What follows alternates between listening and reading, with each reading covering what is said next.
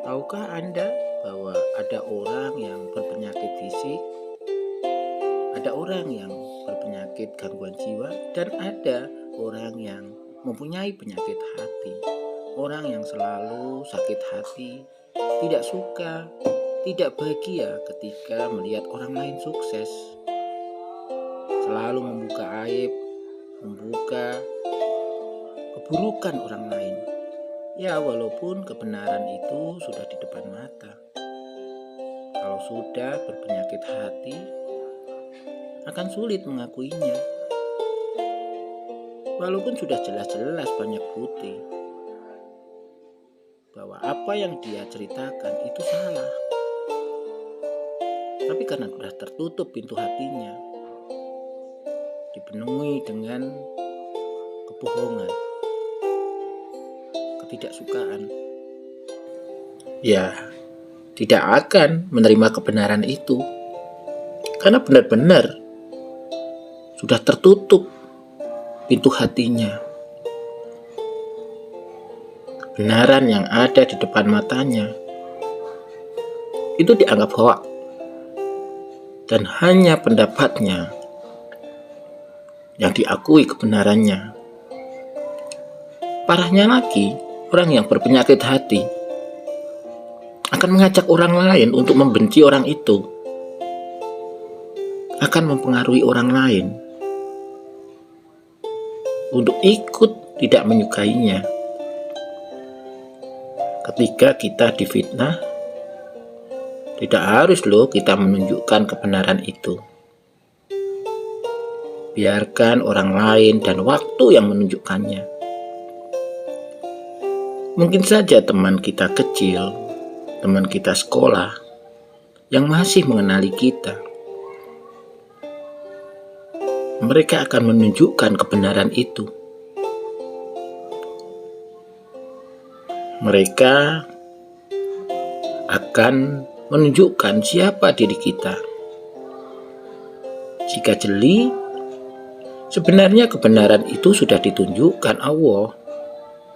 Ya, tapi jika sudah sakit hati, memang sulit untuk menerima kebenaran itu, untuk mempercayai kebenaran itu.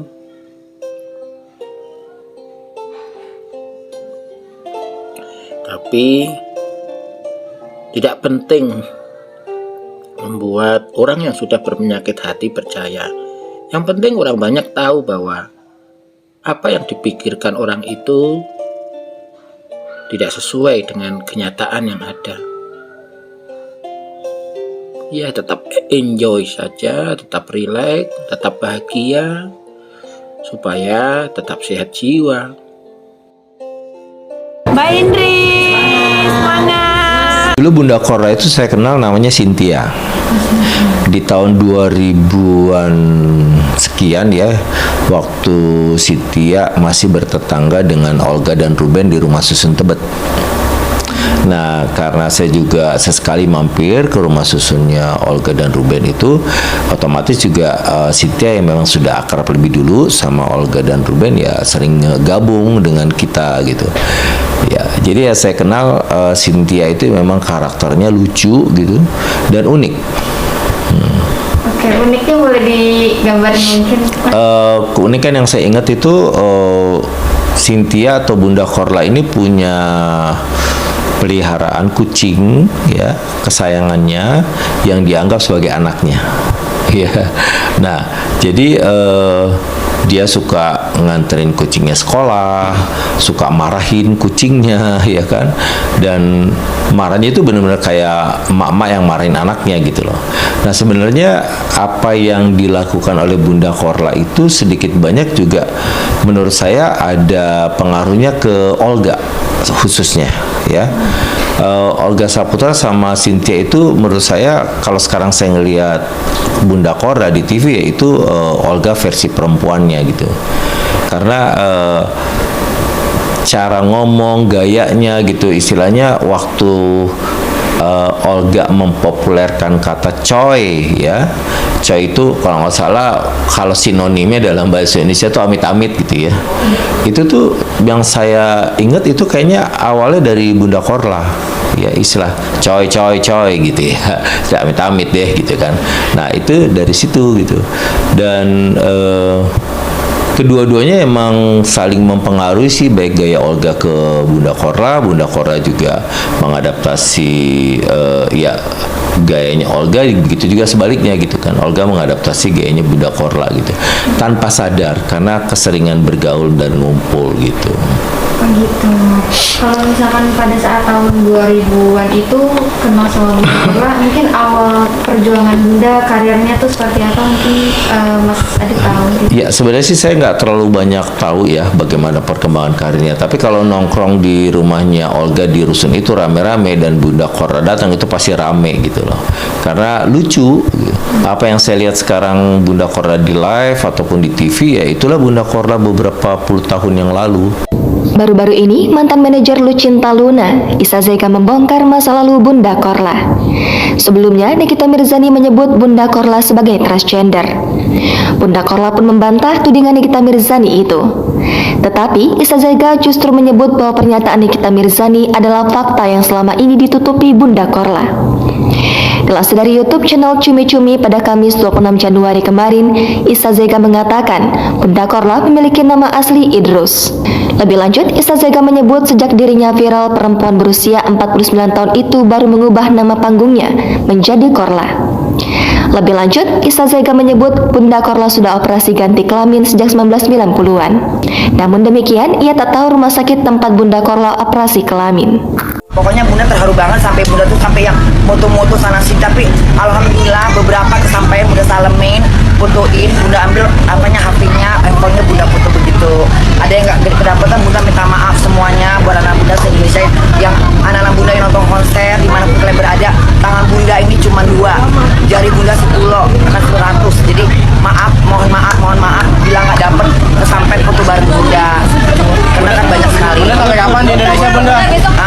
Besok pulang, cuman nggak tahu tanggal jamnya jam berapa Bunda rahasiain karena biar nggak ngumpul di airport, karena Bunda takutnya nanti pada ribet gitu. Berarti ini hari terakhir Bunda di Indonesia? Iya, hari terakhir di Indonesia karena Bunda harus kembali ke Jerman menjalankan aktivitas Bunda sebagaimana rakyat biasa di Jerman, kerja di McDonald. Karena ini juga di sini cuma menghibur anak-anak Bunda. Kalau di Instagram mungkin udah biasa, mereka melihat itu bagaimana dengan penampilan di TV. Dan ini juga Bunda, maksudnya janji Bunda udah Bunda tepati kalau Bunda tuh bakal samperin semua televisi gitu loh. Bunda happy nggak nih? Ya nangis lah namanya. Bunga memberikan tips buat ibu-ibu yang di sini tetap bersabar, jangan saling julid, sayangin sesama manusia, hormati sesama perbedaan, jangan suka menghakimin orang, jangan suka membuka aib orang, sembunyikan aib orang biar disembunyikan aib kita di akhirat. Ya, jangan mencoba untuk menjatuhkan derajat orang, harga diri orang. Menaikkan harga itu susah. Allah itu menaikkan harga diri kita, lalu orang menjatuhkan itu dosanya paling besar. Boleh tanya sama Ustaz para ceramah, tanya. Allah mengangkat rezeki kita, Allah mengangkat derajat kita, Allah manusia mencoba untuk menjatuhkannya. Ngerti? Bun, kapan kita Indonesia lagi Bun? Hargain hak asasi manusia. Apapun yang ada pada mereka, kekurangan apapun hargain. Karena hak asasi manusia itu sangat dilindungi, dihargain, dijaga bener-bener. Jangan bongkar aibnya, jangan jelekin dia, jangan mencoba untuk ngorek-ngorek. Apapun gendernya, apapun jenis kelaminnya, apapun kecacatan pada diri, yang matanya buta, yang ada sumbingnya, jangan dikritik, jangan dikritik. Bun, kapan kita Indonesia lagi Bun? Bunda Deni ini teman SMP-nya Bunda Korla. Maaf ya, videonya saya ambil.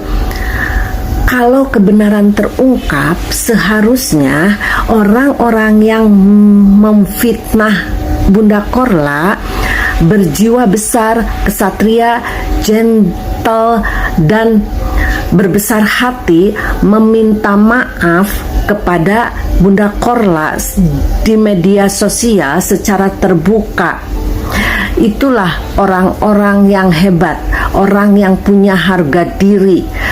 Jadi berminta maaflah kepada Bunda Korla. Kalau memang benar, sebenarnya Bunda Korla itu mudah sekali membuktikan dirinya wanita atau bukan. tinggal memperlihatkan akte kelahirannya. Hanya Bunda Korla tahu persis itu sangat privasi, hak dirinya untuk diam tidak memperlihatkan atau memperlihatkan. Tidak satupun orang bisa memaksa untuk memperlihatkan akte kelahirannya. Di situ pinternya Bunda Korla, dia mengerti hak asasi manusia. Masuk akalkah Bunda Korla operasi kelamin ketika SMP atau sebelum SMP? Karena tidak mungkin, tidak masuk akal akan disetujui. Karena menentukan hal-hal terpenting dalam hidup itu kita harus dewasa dulu. Jadi kita jangan ikut bodoh dengan orang-orang yang sok pintar ya.